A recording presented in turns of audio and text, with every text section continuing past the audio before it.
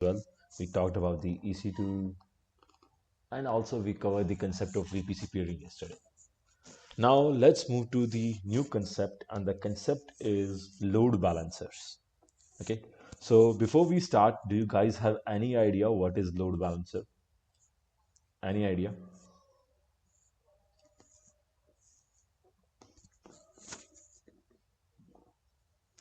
Guys, you know about the AWS, right?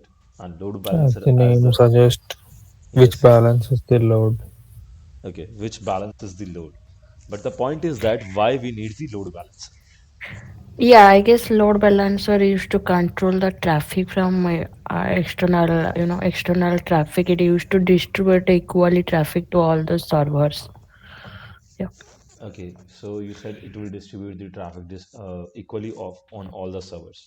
Now the question Yeah. rises here: why we need the load balancer? Why we want to distribute the traffic on all the servers on that place? If we just have spin up multiple servers, we can also redirect the traffic on them, right? Uh, I guess like for security reasons or for the there should be a multiple servers and servers like all the servers would not get if I think if there won't be a load balancer, the all the servers won't get equally traffic. Uh, Equally like distribution is up to us. It's not necessary to do so. It's up to us. If we want to divide the load equally, we can do that. If we don't want to do that, that's up to us again. Any other reason, Anurag? Hello,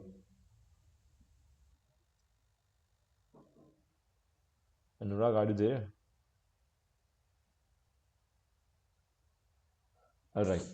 So let me tell you the reason of using the load balancer. Okay, you are using the chat basically. Okay. All right, no issues.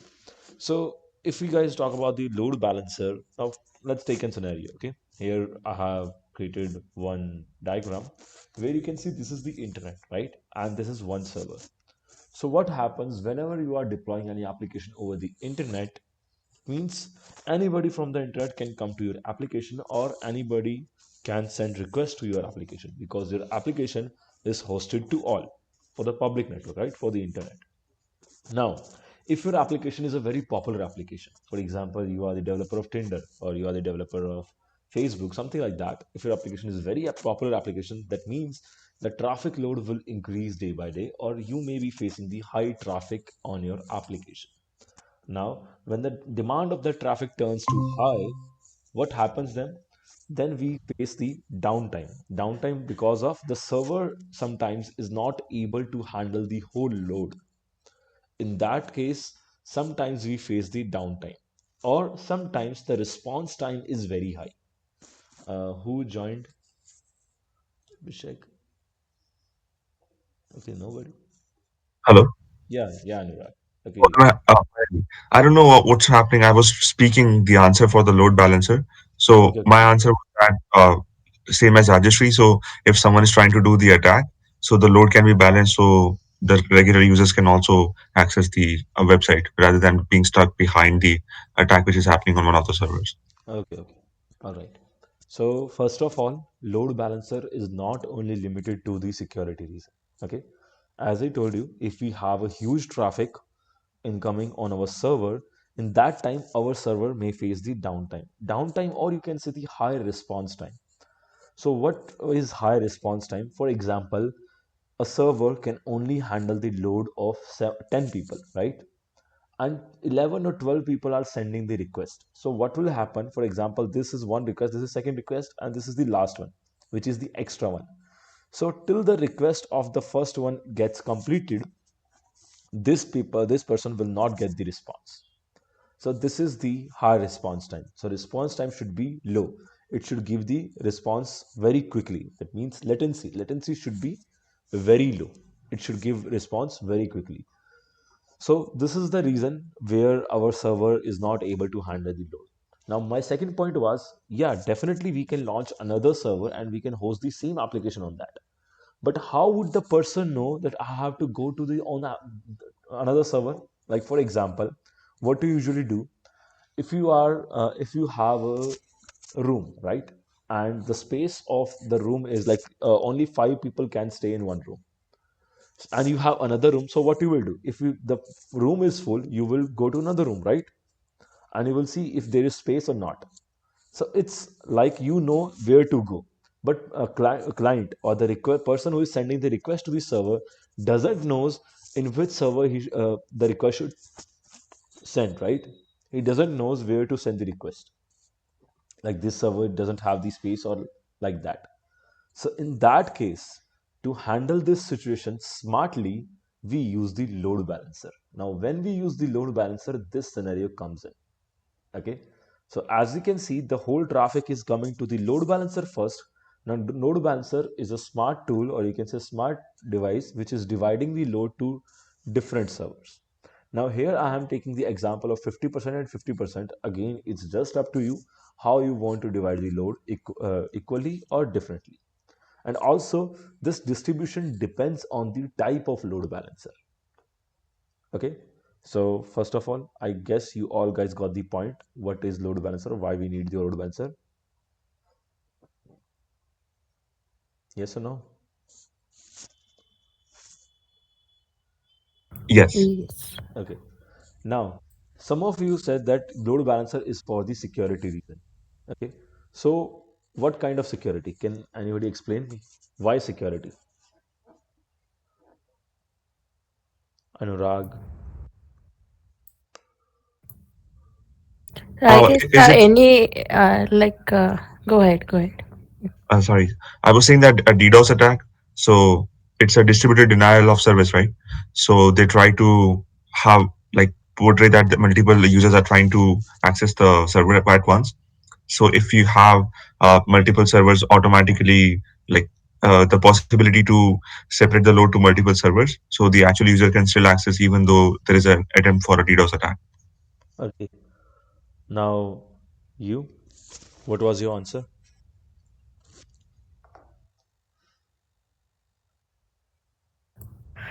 Uh, I think like everybody, whoever wants to can access the server. It should not be possible. Like we should give access, because of the security port having the access. Like who can control, who can access the servers. No, no, no. It's not on the basis of port. And also, the Anurag that you said for the DDoS attack, load balancer cannot control the DDoS attack. It cannot stop the DDoS attack. It's just a myth, I can say. Because I have practically experienced the DDoS attack and I have seen load balancer even gets down when there is DDoS attack. Even load balancer is not able to handle that properly. And also, at the same case, you have to face the downtime on the servers or the high response time. So some people say that load balancer works to as a controlling the DDoS attack because it's coming from the different systems. But this is not the case. For the DDoS attack, we have a separate technology. We have a separate tool which actually does the filtration. Okay, so that's basically a tool which actually does the filtration on the basis of IP. If somebody is sending multiple requests from one IP, that IP gets blocked automatically. So that's a different thing. It's for the security purpose. Okay, that's also a service. I guess it's WAF, something like this. Web application firewall, is that what you're Exactly, referring to? exactly, exactly. Okay. WAF, the web application firewall. That's the thing. So that is used for the filtration and to protect the application for the DDoS attack. It can work in that case. But load balancer can't help you for the DDoS attack. It's just to divide the load. Okay. I guess you got the Okay. concept. And when we talk about this concept, like where we did this 50-50%, this can be a default concept. This depends on the type of load balancer as well. Also, it depends on you, what type of weightage you want to give on particular server.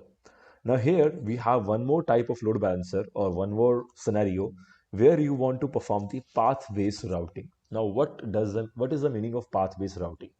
For example, I have hosted a website. Okay. Now, as I told you, we in today we are working with the microservice architecture, right? The whole world is working with the microservice applications and working on microservice architecture, where we have multiple components of applications deployed separately. So that means every component has its own URL. In some scenarios, those URLs are communicating internally. And in some scenarios, those URLs are communicating from public network as well. Now, for example, there is an application, for example, xyz.com, or uh, what you can say, Delhi Public School, dsp.com. Okay. There is a website called Delhi Public School. I don't know about the exact website, but yeah, you can just imagine. For example, the website is dsp.com. Now, if you use the dsp.com/admin, you will have the admin panel where you can log in into the website and you can perform your task. And also, if you are a student, there is a like path, or you can say dsp.com/student, where you have the student area, where you can log in as a student and you can perform your task. So, if the admin component and student component are deployed on different servers, that people usually do if they are working with the microservice, or even if they are not working with the microservice, they just have divided the components to the different servers to divide the load in this scenario. So this will look like this. And here is the load balancer, and here the path-based routing is working. So on the place of weightage, it's deciding the server on the place of path, or the parameter, or you can say argument, passed with the URL. So this will look like this, like dsp.com/admin. So this URL will send the request to server 1, and if we are using the /student in the heading, this URL will send the traffic to server 2. Okay, you can also perform the path-based routing using the load balancer. This is also possible. Now, load balancer is not new in this scenario.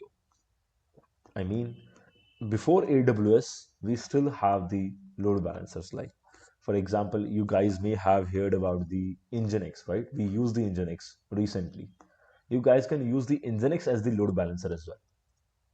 You can perform this routing in the Nginx load balancer as well. You can perform this kind of like weightage dividation or traffic dividation in the Nginx as well. So it's not limited to the AWS load balancer. You can create your own load balancer as well. Okay. And also, load balancers works as a proxy server. Now, the point of security, I told you, DDoS is not the point of security, but still, load balancer provides the security. Now, the security point of view is that load balancers works as a proxy server as well. So, do you guys have any idea about the proxy servers or the proxy? No. No? Anyone?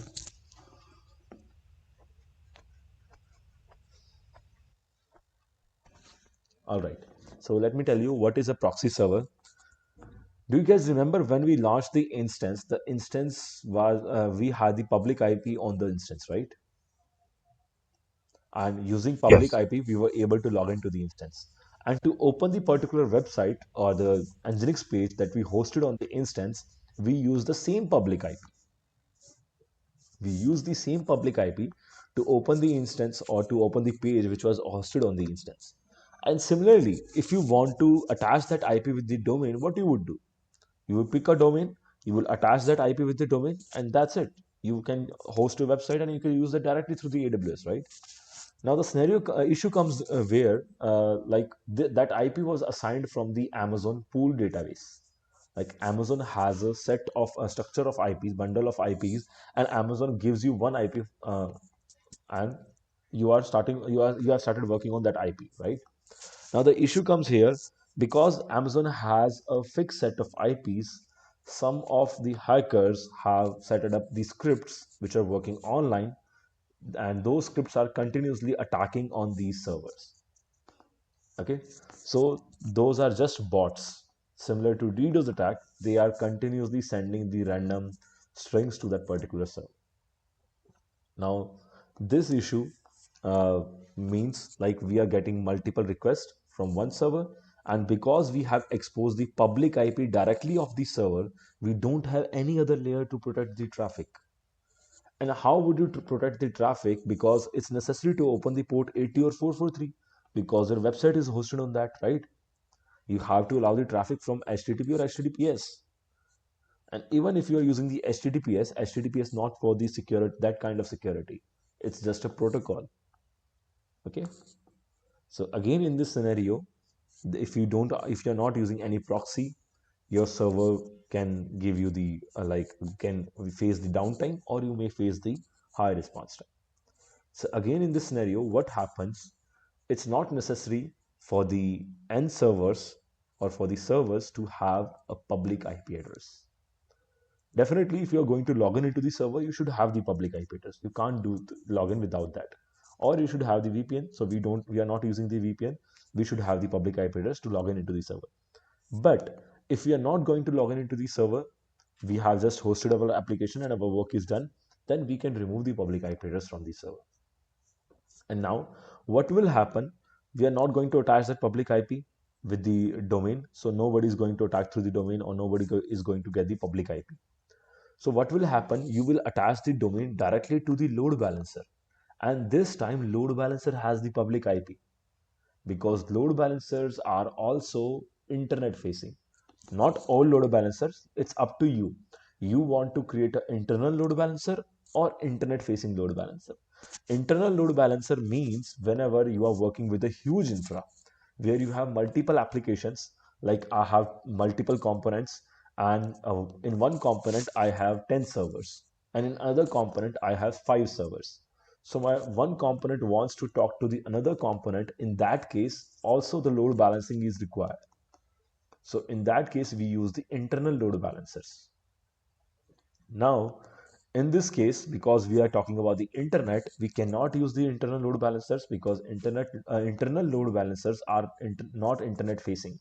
We need an internet facing load balancer. That will be the external load balancer as well. So here we will be binding the domain with the external load balancer, and through the external load balancer, the traffic will be routed to the servers. Okay, so the IP of the load balancer will be exposed publicly, because the load balancer is attached to the domain. Now, because the load balancer is attached to the domain, load balancer IP gets changed automatically. Okay, after some time. But remember that when it comes to the DDoS attack, that means the frequency of attack is very high. Even load balancer will not be able to handle that. We have to use the WAF to protect it from the like DOS and the DDoS kind of attacks. I guess you guys got the concept. Yes. All right. So let's talk more about the load balancers. So basically, we have multiple load balancers available in the AWS. The older one is classic one, and some people still use the classic load balancer. Even I use classic load balancer in my project, because we are using ELB, elastic load balancer. So yeah, in our project, in my project, I'm using classic load balancer because it's useful. And also lots of services are already deployed on classic load balancer from a very long time. They're using classic load balancer from a very long time. So I can't change the classic load balancer directly. Okay, so sometimes it's useful, but I will suggest you to not use the classic load balancer if you are going to deploy the new infra, or if you are going to work with the going to set up a new infra. And again, classic load balancer, remembering using classic load balancer is very easy. You guys can do that very easy if you guys know how to set up a load balancer, because setup process for every load balancer is almost same. So the main or major two types of load balancers are here. Number one is NLB, which is the network load balancer, and the second one is ALB, which is the application load balancer. Now, do you guys know the difference between these two load balancers? Any idea?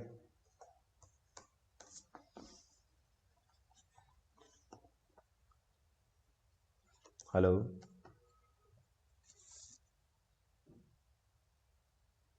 Any idea between NLB and ALB? Um, is it like the OSI layers? So we have the network layer, so that will be the load balancer for that layer, and then the application layer, so the load balancer for that layer. Exactly. So if Okay. you guys know about the OSI model, anyone else knows about the OSI model?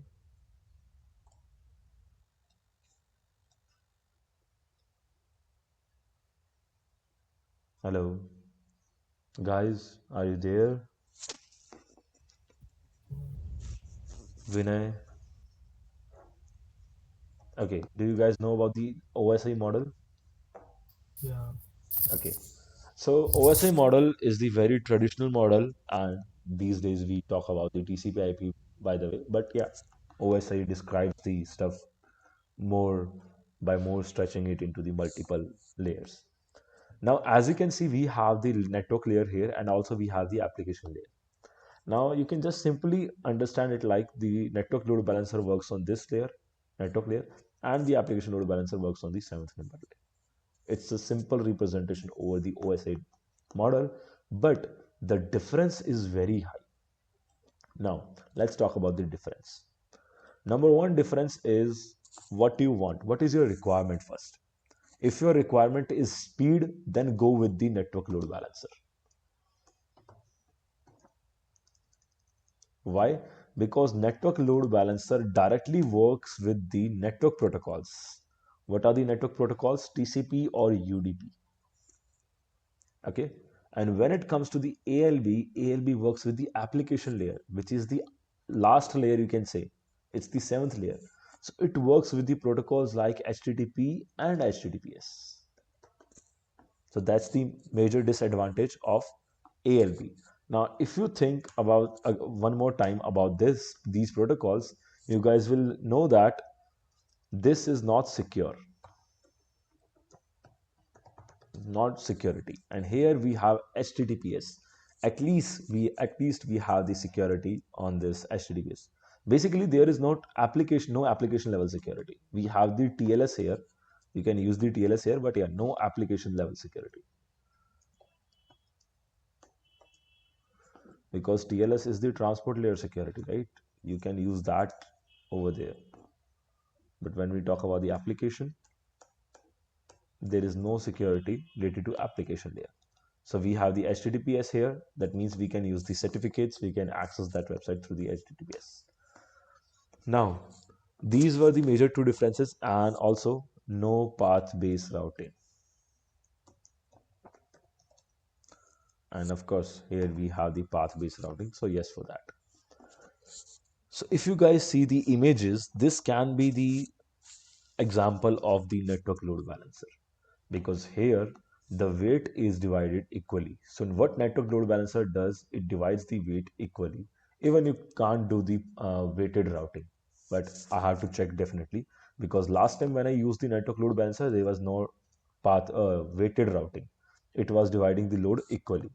But as you guys know, AWS or Amazon is a huge organization. By the way, today is a very historical day because today people are giving abusing AWS a lot. If you guys know that, do you guys know the news of AWS? No, what happened?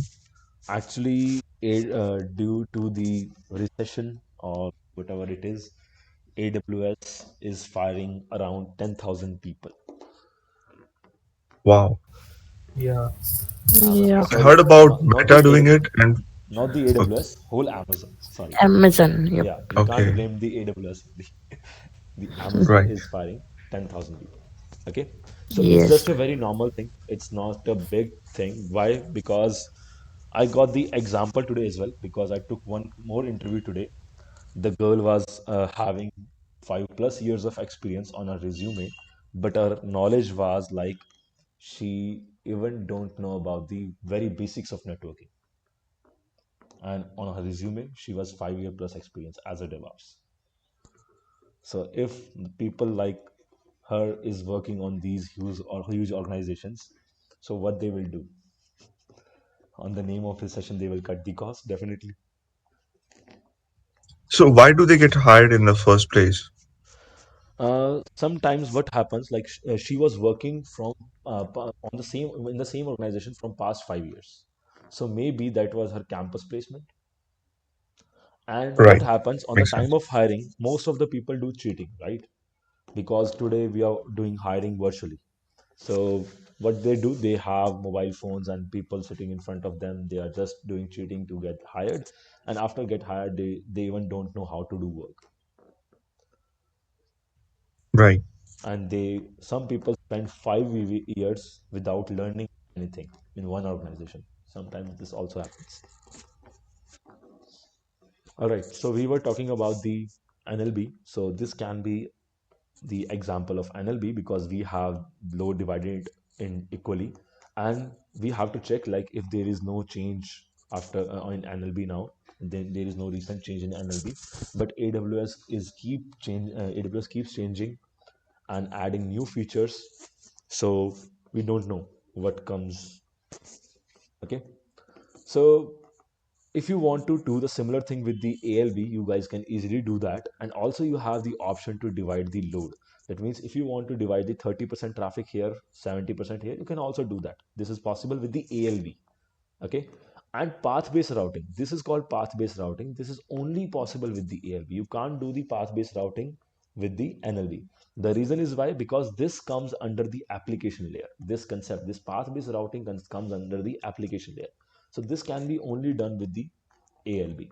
Okay, so it's just up to you what you want to use or what you want to use. And when it comes to the high, like very low latency and low response time, that means you want to your application to respond very quickly. In that case, NLB is the only way. That means it's like NLB can respond around 1 million of 1 million of requests and sometimes. So yeah, that's the figure. You can check that figure on the internet. But yeah, it's very fast because it directly connects to the network layer, and yeah, that TCP and UDP, because those are the network protocols. They just work like the sending a request, and here it has to pass through multiple protocols. The security HTTPS concept, right? SL concept is there. SL takes time. Actually, SL is the stuff which takes time. There's a process of key exchange, creating the layer, sending data to encrypted data. That's the time taking process. That's why this concept is slow. Now, we know about the ALB and NLB both, right? If you guys have any doubt in the theory, tell me, then we will be starting the practical. Any doubts? So they both can coexist, right? Because it's for separate layers. Yeah, they can be combined as well. You can even Okay. combine multiple load balancer, multiple types of load balancer. You can combine internal between of them as well. Even what I am using in my project is I am using the elastic load balancer and internal load balancer uh, together, and also there is application load balancer applied on that. So yeah, you can use that. Depending on the situation, you have to select the load balancer. And if you want to use multiple, you can use that. So what we will be doing, we will be doing the practical of ALB, and the NLB practical is your task. It's very easy to do. There is no different thing. You can do that very easily. Now, as you guys can see, we have the EC2 console here. Okay, let's open the EC2 here. And under EC2, we have the section of load balancer. So we are going to use this one. So before we do that, let's launch the instance, because without instance, what we will be doing with the load balancer? Nothing. So this will be our ins-1. This is going to be our instance one. And let's select the image as Ubuntu image. The reason why I'm selecting Uh, Ubuntu this time is, yeah, Manish, sorry to interrupt you. So I know that once we do the practicals, then you like dismantle everything because we don't want to get charged. And then you mentioned about AMI. So I was wondering, is there anything like an AMI for everything which you're going to do today? The routing tables, the VPC and everything. So can we like uh, define this and then just launch it by one click every day when we log in? Is that possible? yeah, we can use the AMI and we can launch it by one click, but still there is the problem. AWS don't charge for the route tables, but basically it charge for the resources. Okay, That's just the entry. It don't charge for the entry. But if you have created any, you can say, what was that? NIC, the NIC card, or anything like that, or the NAT gateway, the internet gateway, not the internet gateway, the NAT gateway, it will charge for that. Okay, so you have to keep these things in your mind. And we can use the AMI, but there is an issue with the AMI. I will let you know what's the issue. Okay, because okay, I am going to launch another instance using AMI, and I will let you know what's the issue with the AMI, because AMI is also chargeable. If you have the AMI kept in your account, AWS charges for that as well. Even there is right. no instance running, but still AWS will charge. Now, as I told you, we have the user data concept here. Okay, so let's write few commands. Apt hyphen get update, apt hyphen get install nginx hyphen y to keep it yes. Let's there is no need of, I guess, let's keep the hyphen y here as well. Okay, update will take time, I guess, if the resources are old, but it will work with this. And when the server will be launched, automatically we will have the nginx running. And let me type one more thing, like service nginx start. So nginx will be installed and started automatically. Also, if you want to pass the change the content of that html, you can also do that from here. You just need to type the path here. Actually, I don't remember the path. What was the path? Var lib nginx, something like this. Okay, just forget about the path now. Let's just start the service only. Okay, so this is how you can use the user data. And when the instance will be launched, this script will be executed automatically and the nginx will be installed in this server. Okay, so I guess I have selected everything correctly. So here we have the default security group, no preference of subnet, VPC1, we only have one VPC. And let's allow the HTTP traffic automatically from the security group. Okay, let's use the existing one. We have the existing security group, so we should use that. Even security group is also free. You don't have to pay for the security group because those are also the entries. There is no device being used in that security group. Now, as you can see, this instance is in pending state. Okay, let's wait for 1 minute. It will take around 1 minute because we have the nginx installation process as well, and sometimes it get launched quickly as well.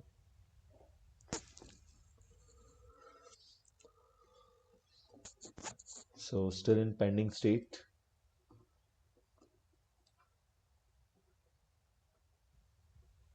Okay, now as you guys can see, we have the running instance here. Let's check the security group first. As you can see, we have port number 18 security group. Let me copy the IP address and let's check if we have nginx running here or not.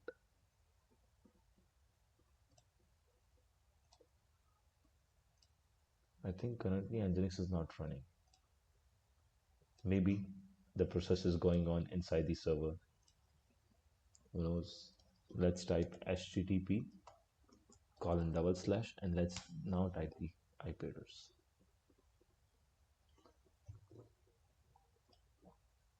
So if there is any issue in apt install, so those error will stay in the server, the nginx will not be installed. I just tried that these commands should work. Maybe I missed some option over there. No issues on that. Let's take the sh on the server and let's see what's happening inside it. Okay, and just after that, what we will do, we will, okay, so it's not working. Maybe nginx is not okay. Still https. No, no, no, no. We need to use the http. Yeah, it's working. As you guys can see, this time we didn't took sh to the server directly. We have the nginx pre-installed in the server and it's up as well. Okay, you got the concept of user data. Yes. So we need not SSH and do everything. We can just give the commands while launching it. Exactly, we can directly give the commands or you can even type the shell script, whole shell script over there. That this is called the automation that you can do directly through the user data. Okay, now there is no need to take the sh now. We will take sh later. Now what I want to do is I want to launch another server. By the way, I was going to launch the new server through the AMI, but I think I need to install another server because I want the another message. I don't want the nginx over there, so I have to launch different server. Okay, so you guys can create the AMI and launch your server. That's not a difficult part. You guys can do that, and let's make another instance 2. Now this time, Maybe if you can do the Ubuntu OS and install Apache directly, that would be exactly, this is easy. what I'm going to do. I was exactly doing the same thing. Okay, because I want the different page. That's the reason why I'm going to install the Apache this time, not the Nginx.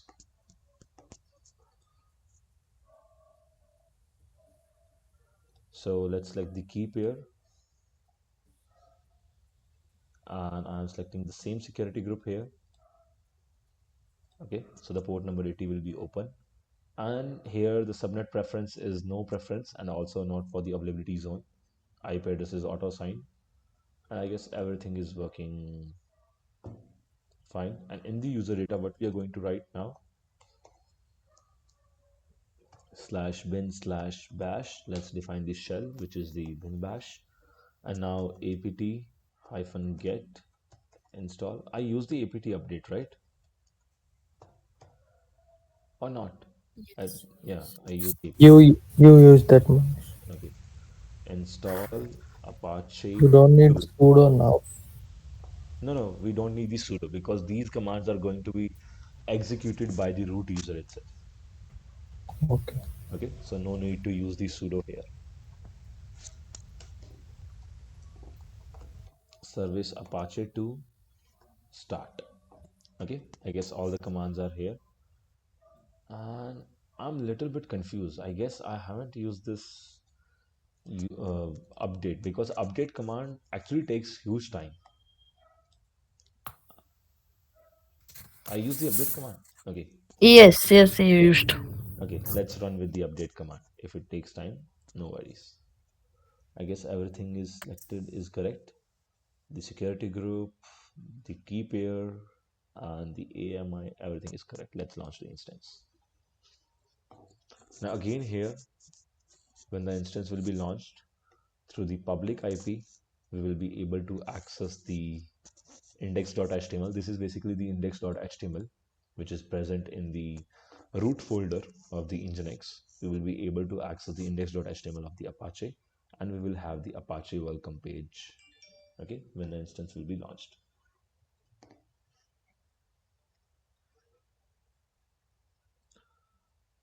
Now let's talk more on the load balancing.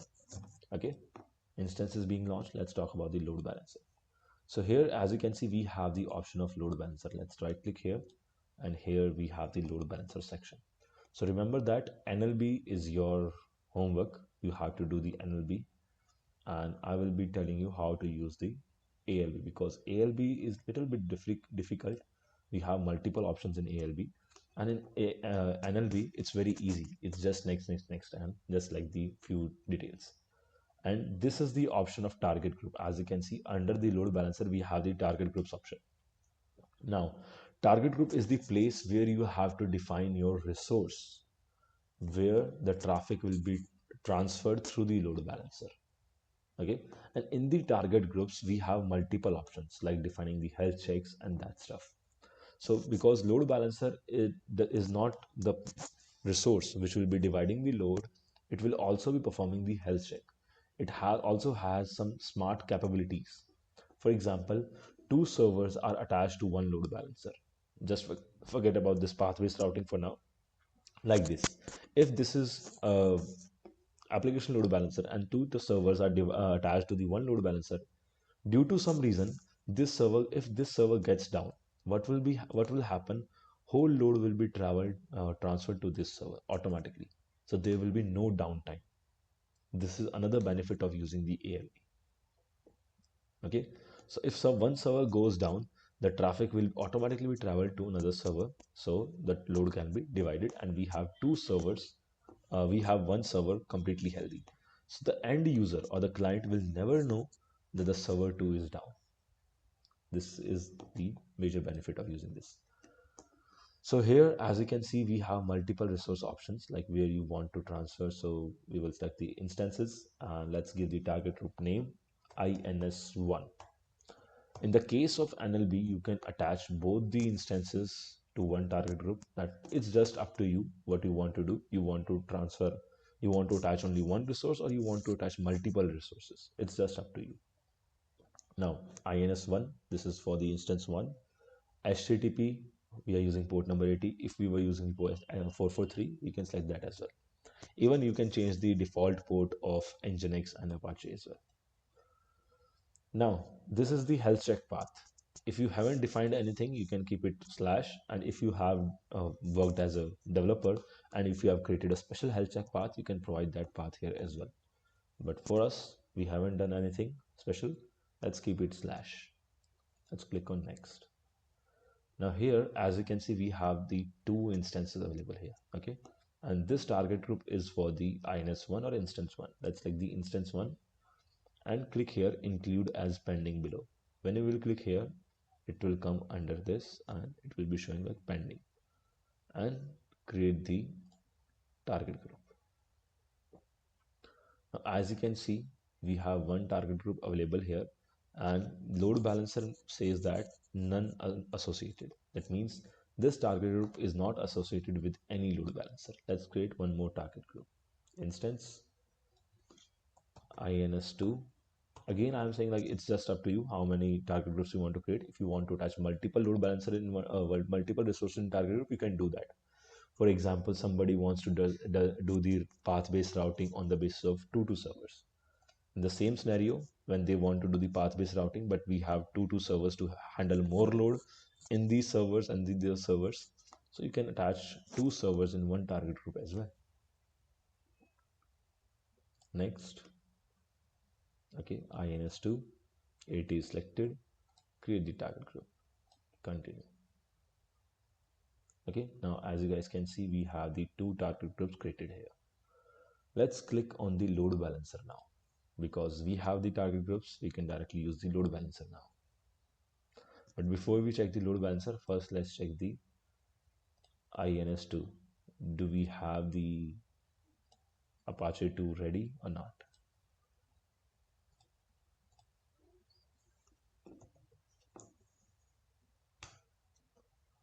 And seems like Apache 2 is working fine. Okay, so this is the home page of Apache 2. This is the home page of Nginx. So our user data script worked here as well. Okay, so here we are on the load balancer page section. Let's click on create load balancer. And as you can see, we have three options. We also have the gateway load balancer, which is specifically for the gateways, but the usage is a bit different. Okay, so classic option is, yeah, here we have the classic under here. So we will be using the application one. Gateway has the complete different usage. You will be using mostly the application and NLB. Most of the cases will be on application. Even you will not be using the NLB most of the times. Depending on the application, you will use the NLB. So let's give the name to the load balancer, my app or my LB. My LB is a good name. It should be internet facing or internal. It's just up to you. If you create internet facing, then you have to define the details. If it's the internal, then you can keep it same. Also, if you're using the internet facing, then you can select different VPCs as well. Like we have multiple options in internet facing. Now here, as you can see, it's asking like IP address for IPv4 only or dual stack. Dual stack means it will be using IPv4 and IPv6 both. So it's just up to you. I will be using IPv4.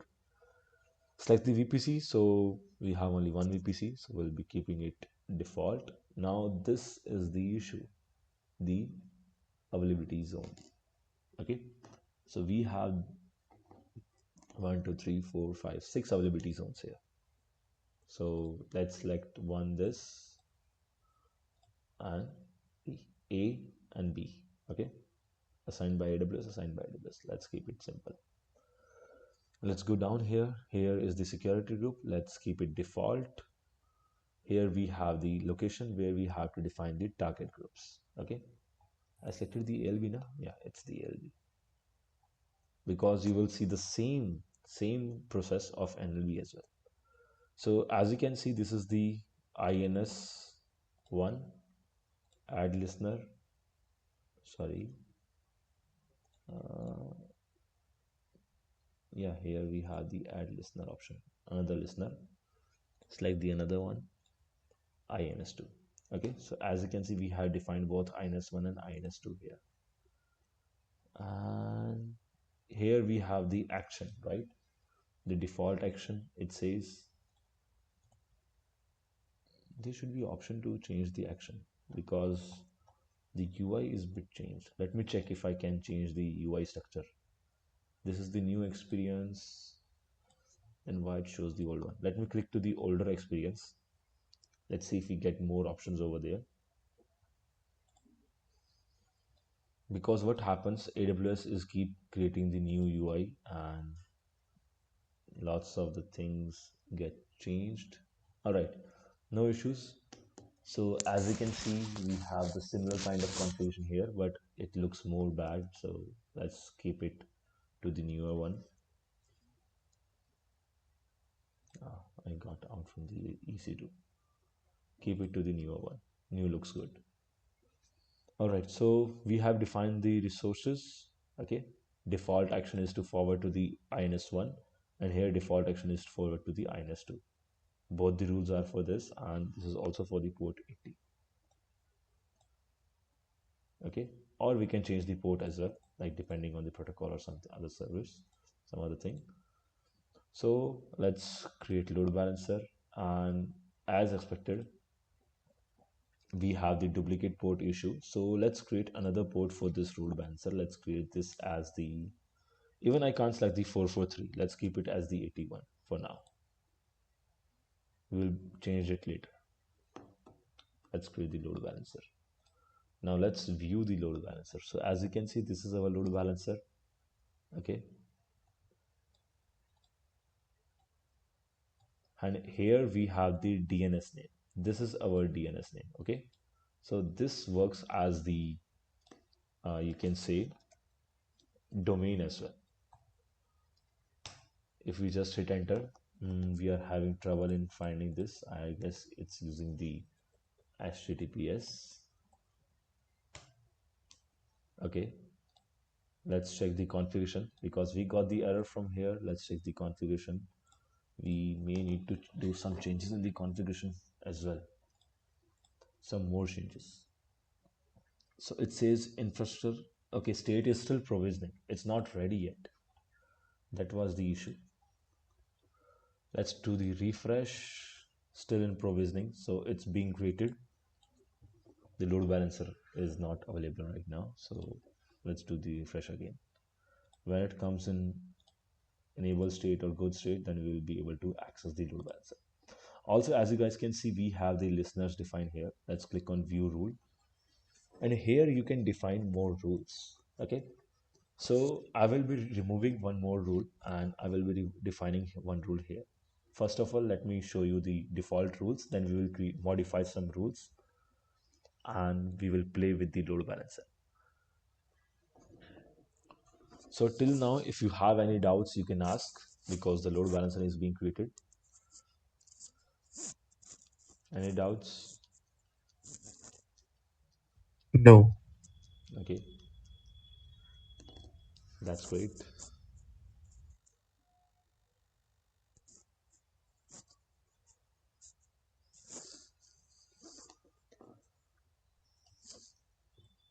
It takes huge time.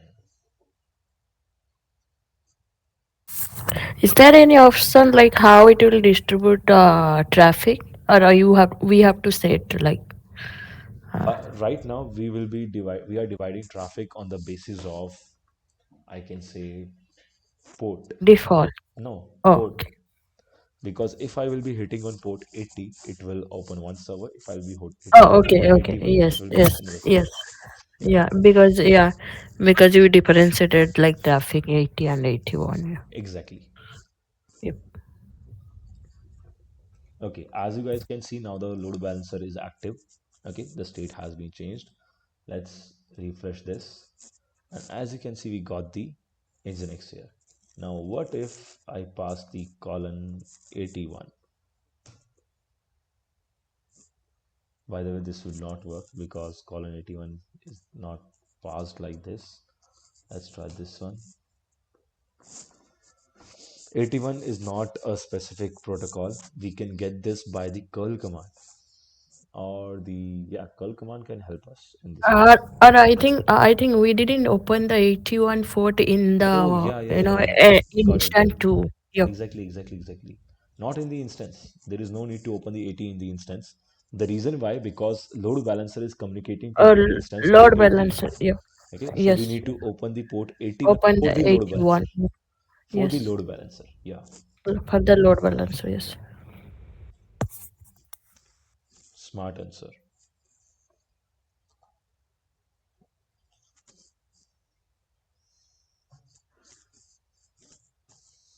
Okay, let's go to the inbound and open the port 81. That was the reason. Custom TCP, because we don't know about the protocol 81, and let's keep it public to all. All right, so we are using only one security group. The same security group is attached to the load balancer, and the same security group is attached to the instances. But remember that this is not a best practice. If you are doing this, this is a completely wrong way to define the security groups. So what you should do, you should have a completely separate security group for your load balancer. Because if you are opening port for the load balancer, you are opening the same port for the security group, also for the instance. Then why you are using load balancer for the security, right? Yeah. Yeah. Yeah. Yeah, that was going to be my question. So, Yeah. how do you Security. Yeah. So what? like decide what goes in one security group? Like, what's the standard practice? Is it So one? yeah, I'm just telling you. So what we usually do, for example, you have one application, okay? So you have two front-end servers. So those front-end server will have one security group. Three backend servers, so you have a separate security group for backend servers. You have database server, separate group security group for database server. And remember that if I'm adding two front end in one security group, those front end are related to each other. Okay, so related to each other, as well as both are the front end servers, so both require the same port to be opened. Similarly, when it comes to database has the same port. Both database will have same port to be opened. And when it comes to the load balancer is an internet facing concept, right? It's not in the private network, it's in the public network. So never use the load balancer security group with any other resource. It's a very bad like practice to use. What why am you doing here? Because there was no other security group available in that time while creating the load balancer. In that case, I selected the, yeah, let's keep the default one, because we have only one security group right now. We can create the new one as well. Okay, so remember this. So, another security group for the load balancer, which is going to operate the servers which are facing the web application. Okay. Let's create the newer one. Let's remove the No, from that's all the. okay. No. Let's create the newer one. So this will be name of the security group will be public. Okay. The reason why I'm creating the another one description test, okay, VPC will be same because we have only one VPC. In the inbound, what I'm going to do is custom TCP. First, I'm going to open the 81 for the all anywhere, and the second will be again HTTP port. Okay, again for anywhere. Created security group. That means now we have security group, and the name of the security group is public. Again, going to the security group and selecting the older security group. So what I'm going to do now, I will be keeping, no, this is not the, this is the new one. Let's select the default one. What I'm going to do now is I'm going to remove every entry. So there will be no public access in the security group. This is the best practice. So means I will not be able to take access to the instance. Even I'm not able be able to access the website through the public IP address now. Why? Because the instances are in the security group where we don't have public access. The whole public access is blocked. So they will be operating privately. And even the public IPs we are using in the instances are now useless. So you can just turn off the instance and even remove the public IP addresses. Okay. So let me give you the sample as well of the instances. This is the public IP. Okay, HTTP colon double slash. If I paste the public IP, I will not get the Nginx page this time. Reason? Because it's blocked. Okay, public access is completely blocked for these instances directly.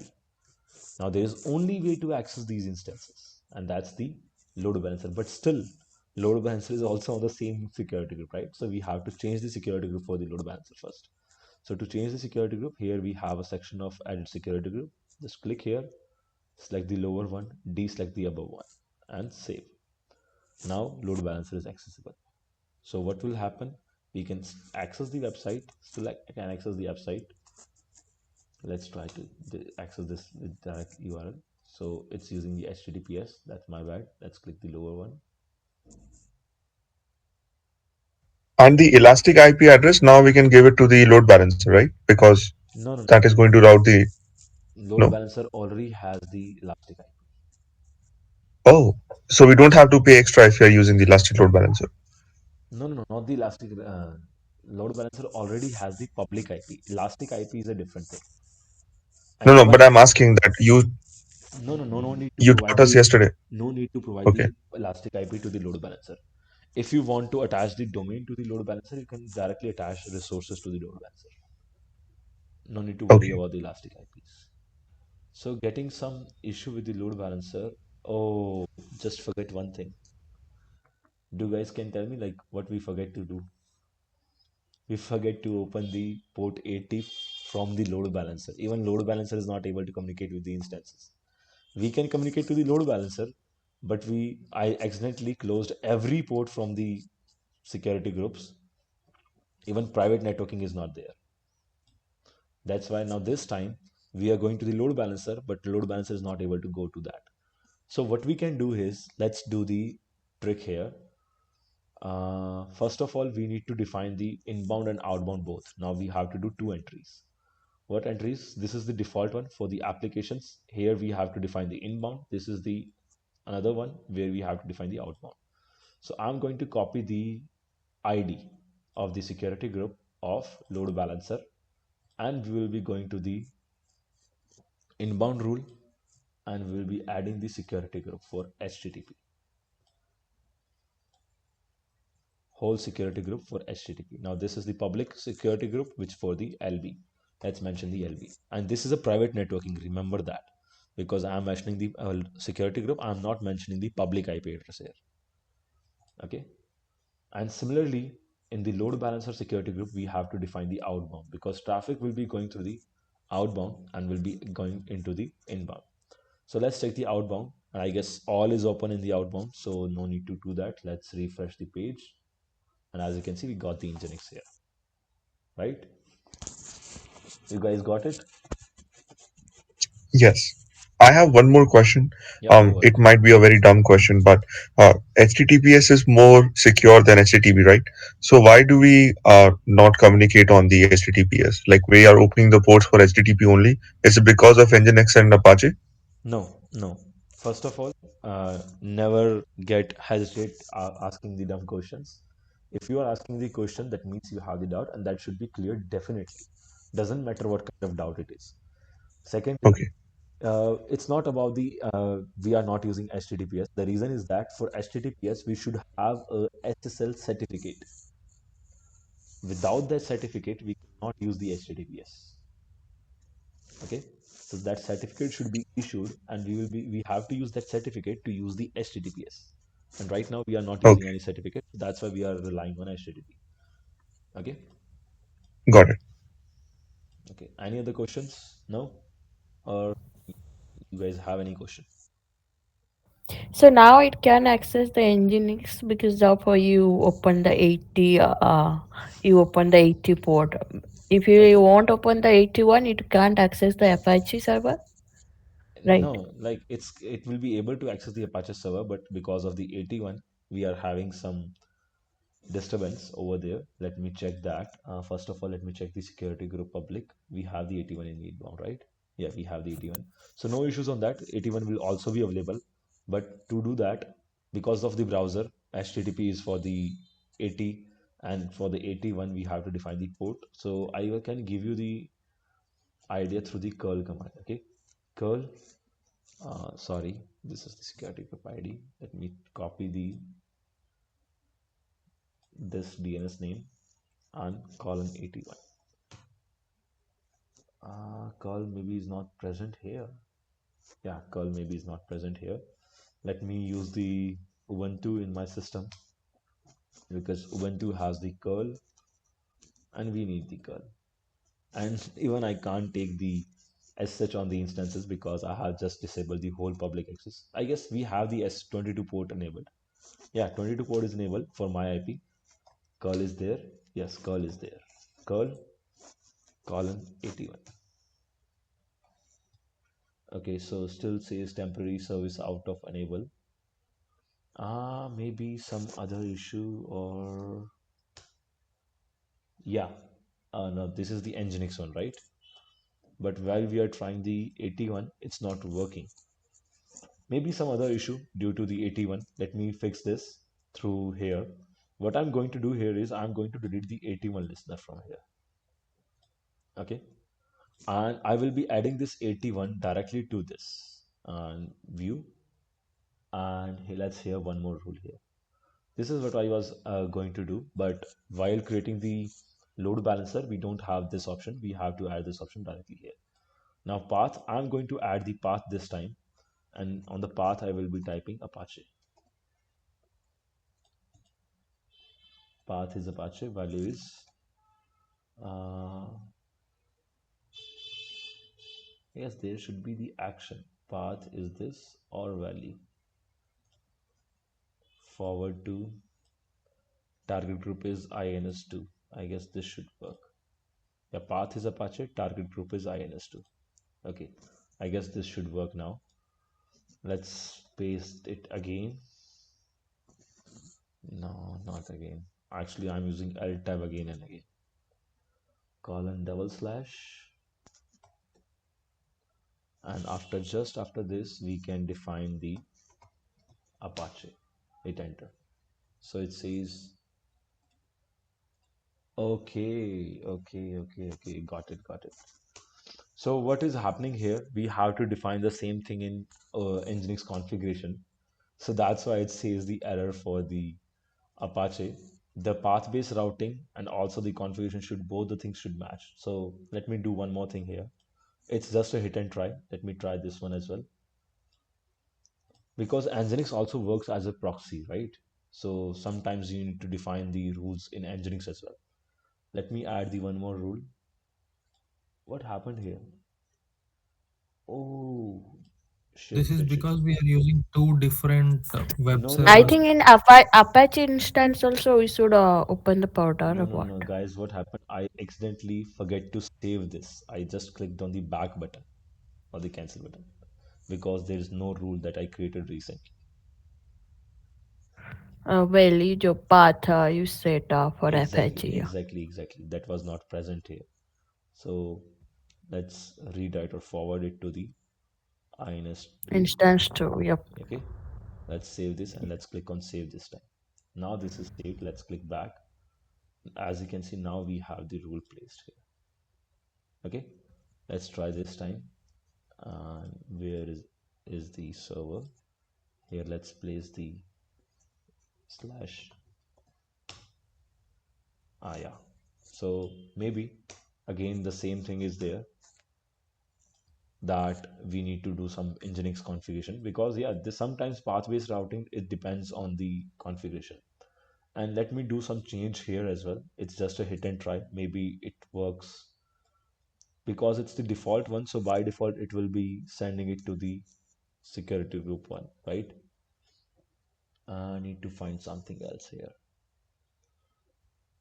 Default one, we don't have any path for the default one specific. So maybe I should have one more instance if I can edit this one. This is a default one. It cannot be edited. That's the reason. And let's try to edit this again. Let's remove the path. Let's set the source IP. Okay, if the source IP is, let me find my IP address. My IP.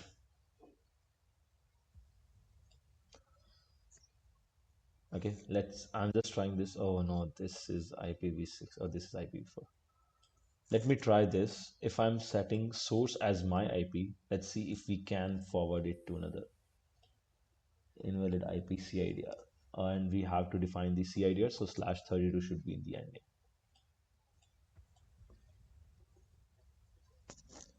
Why it's not accepting the CIDR? Okay, maybe it's asking for the private IP. Too many issues with the load balancers. Let's create one more condition. HTTP header. Let's use the path one more time. Apache or value Apache. No. It's or forward to this 100% level. The reason is that, as you can see, here is a default rule, right? Which is the default one for port 80, and it's redirecting everything to 100% to INS1. And when we create the similar thing for like sending traffic directly to the server, so it will not sending the traffic to here because 100% is this has the higher priority and 100% is going to be sent on this server. Okay, so the pathways will not work directly here. Maybe we have to create another listener. Usually what I do is I don't use the HTTP to create the listener, right?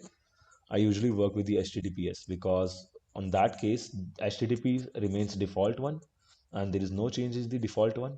We keep it same. And in the HTTP, we can perform the changes. HTTPS, we can perform the changes. The reason behind this, we should have one strict default path. Let me explain you by the drawing. So what happens when a load balancer is sending the traffic, it asks that there should be a permanent path first or the backup path, which will be highly prioritized. That's the instance one. Okay. The priority of this path will be default and it will remain same forever. And when it comes to the second priority, if you are using the HTTPS or any other thing where you want the path-based routing, or you have to define the another listener or another rule separately, which will be less prioritized. So what will happen whenever this will not work or whenever this has is disabled, this will definitely work in every situation. Okay, so this is the issue why we are not able to divide that equally. So in Can we that not split the priority? Is it not possible? we can split the priority. We have to delete this rule. No, we cannot split the priority. We can delete this rule, or we can divide it into Okay. the multiple ways. Like we can define one more that we did in the time of creation. We can add one more rule, right? Where we can define one more target group. As you can see now here, the weight is defined. Okay, 50-50. Ah, okay. Okay, now it is 50-50. Let's try. Okay, now when I will be using this direct without Apache, now it says temporarily out of I for service. three. Let's okay. So as you can see, it's working now because the server was on provisioning, right? It was updating. So what will happen here? We will be to keep trying. Now sometimes we are It, getting 503, sometimes we are getting Nginx. Okay, so that So it's means 50-50. yeah, Yeah. it's working 50-50, but it's sending to 503, right? But that means there is some issue with the Apache, right? is it a matter like how we define port 80 in instance 1, but we didn't define port 81 in instance 2, right? No. We defined port It 84. won't matter? No, it won't matter because we have defined the port 80 for both. Let's debug this, okay? So that means our load balancer is working fine because it's going What? 50-50, Yes. Yeah. okay? It's going 50-50, so no issues on the load balancer. So let's debug the thing. Where is the issue? So what we will be going to do here, as you can see, instance 2 path is also there. Let's first remove this one. This is not needed now. Let's delete this. Okay, this is deleted now. And as you can see, we have this 50-50 concept applied here. Let's refresh this one more time. Do we get the 503 again and again? Okay, we are getting 503 again and again. All right, let's go. We have deleted this and let's go back. First of all, let's open this target group. Let's see if the health check is failed or if there is something with the health check. Targets, no register target. Oh man, we forget to register the target in the target group. Right. Oh shit. And we were trying to do the load balancing. Now this will work definitely because there is no target. Now let's try this. It will take some time because the target group will go unhealthy first, then it will become healthy. As you can see, it's unused right now.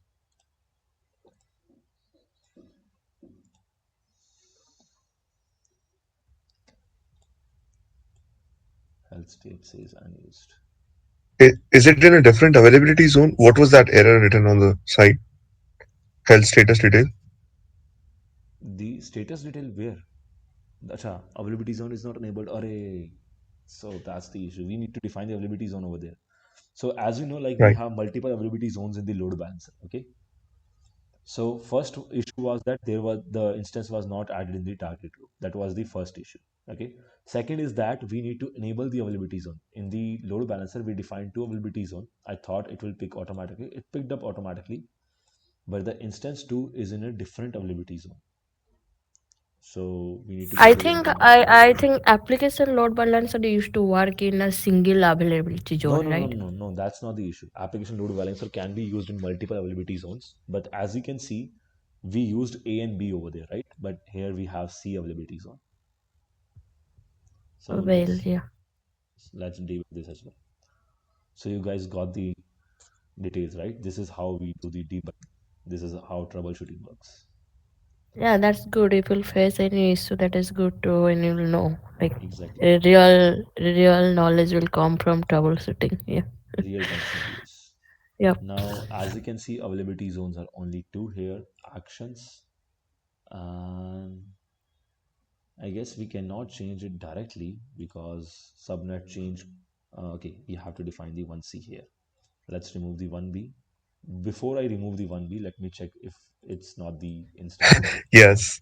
Okay, because we can't take risk on that basis. Networking, it's 1B. Again, we will Good thing say, you checked. yeah. So let's enable this and save. Hope this should work now. Let's click on the target group this time first. Let's check the target group 2. It should be in the use state now. It happened to target group. Okay, so this is the target group 2 and targets, it's in healthy state now. Okay, now finally we should have the Apache page here. If we refresh it, it will be keep changing to Nginx and Apache. Okay, so this is equally divided, and let's try the path base now. When we have divided this equally, let's try the path base if we can do. Okay, so it's the default one. Let me try something with this. Let's see if it works. Saved. Let's add one more rule. Edit rule. It's not allowing me to add. First of all, I need to update this. Okay, add one more rule. Insert rule, condition, path, Apache. Let's add. If it still doesn't work, that means there should be something to be changed in the Nginx configuration. But usually this should not happen. Let's save this. Save. Welcome to Nginx slash Apache. No, still I'm using this. Spelling is correct, right?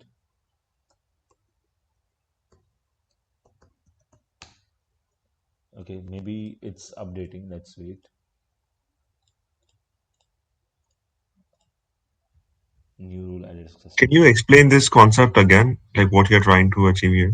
I'm trying to achieve this, the path-based routing. But here the issue is that I'm not using this slash student here. I'm directly trying to divide it through the path. But this is not working Okay. because that's the default rule maybe. That's why it's not allowing to do this. As I told, like I don't usually do this directly with the, and as you can see, it's going to the Nginx by default. It's not going to the Ubuntu server. It's going to the Nginx. It's not redirecting to the Apache server. So that means our path base is not working. Again, that the priority concept, okay? Because there is only single rule here. If we have multiple rules, we can do that. So right now, it will work. It will can divide the load even in the 70-30 case and even in the 50-50 case. We can also do that. Let me tell you about the 70-30. But this path base will not work because we don't have more rules here. For that, I need to create one more instance and do that. You guys can try that. If you guys face any error, I will like help you to fix that out. And also, we will in our next class, I will try to solve this, because in next class we will be learning the ASGs, auto scaling groups. Okay, so let's add one more here. Edit rule. Why it's not working? Again, the same issue. So it will not work. Edit got edit from here. What we have to do, we have to edit it from the outside. You guys remember we edited it from here. Yes. So that's the issue. We have the limited things. So we changed it from attributes, right? IP address, no, listeners, and add listener. No, we didn't. Yeah, from here. Okay, we changed it from here. Actually, we added the listener from the outside. So that's why we were able to divide it equally. So that's the thing. Let's edit it. We will be able to do this from here. Okay. From the inside, we can't do that because we don't have enough resources to divide it, like the path base. This is target 2. And here, as you can see, the weight is 1. You can define it accordingly. Like if I keep it 2, the 66.67% will go here. 33.33 will go here. You can also do this. Okay. You guys got it? Yes. All right. All right, then that's all for today. If you guys have any doubts, you can ask. For the path-based routing, we will be doing that in our next class for with the auto-scaling groups, because in the auto-scaling group we can launch multiple resources. So yeah, there will be no issue with the resources. For now, let me terminate the I resources. have just one more question. So, in the path-based routing, it does not require that the servers be of the same type. Like, is it the issue No, no, that no, one is Nginx and one? no, Okay. no, no, no. That's not the issue. So both servers are Ubuntu servers. That's not the issue. Okay, so The that's it. issue is Okay, that okay. when we perform the path-based routing, the priority of the rule was the default rule. And when we did the equal dividation, when we divided the load, we were adding the default rule. We were editing the default rule, right?